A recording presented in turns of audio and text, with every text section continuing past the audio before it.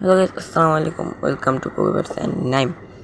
বাজিকর পাখিকে আপনারা কেন জিসবেট ওষুধটা খাওয়াবেন এবং 1 লিটার পানিতে কত মিলি জিসবেট দিবেন।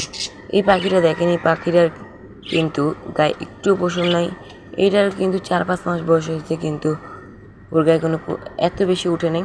তো বাজিকর পাখি যদি গায়ে পশম না ওঠে বা লেজ ছোট হয়ে যায় বা লেজ অন্যগুলো ফালাই দিয়ে খায় ফেলে বা অন্য পাখিগুলা ওদের পশম খায় ফেলে, তাহলে আপনারা কী করবেন, জিসবেট যে ওষুধটা খাওয়াবেন এবং কীভাবে খাওয়াবেন আজকে আমাদের বিস্তারিত ভিডিও হচ্ছে বলবো। শুরু করা তো আজকে ভিডিও এখানে শুরু করবো আমরা, আর কথা না বাড়িয়ে।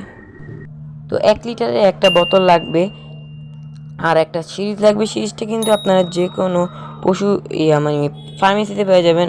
আর জিসবেট যে ওষুধটা আছে এটা আপনারা যে কোনো পশু পাখির যে দোকানগুলো আছে এখানে পেয়ে যাবেন। তো আমরা একটা 1 লিটারের বোতল নিয়েছি, এই যে দেখছেন পানিটা বয়ে নিয়েছি, এরকম বয়ে রাখতে হবে, এত বেশিও না। আর সিরিজ নিয়েছি। আর একটা জিনিস বলে রাখি, প্রতি 1 লিটারে 2 মিলি, 1.5 মিলি বা 2 মিলি।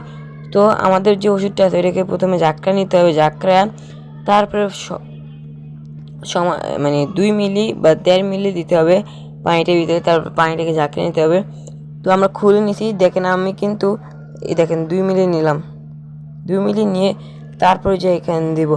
আর আমাদের যে পেস্ট আছে পোকোবার্সের নেম, তো আপনার এখানে কিন্তু এসব পাখি বা কবুতর বা অ্যানিমেলের যে কোনো ভিডিও পাবেন।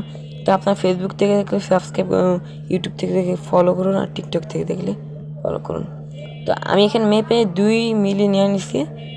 এখন আমি কি করব, এটাকে দিয়ে দিব পানির ভিতরে। দেখেন আমি আবার বলে দিই, প্রতি 1 লিটারে 1.5 থেকে 2 মিলি, তো 2 মিলি দিছি। তারপরে আমরা এটাকে পাখি খাঁচা দিয়ে দিব। তো আজকের মতো ভিডিও এখানে শেষ। আসসালাম।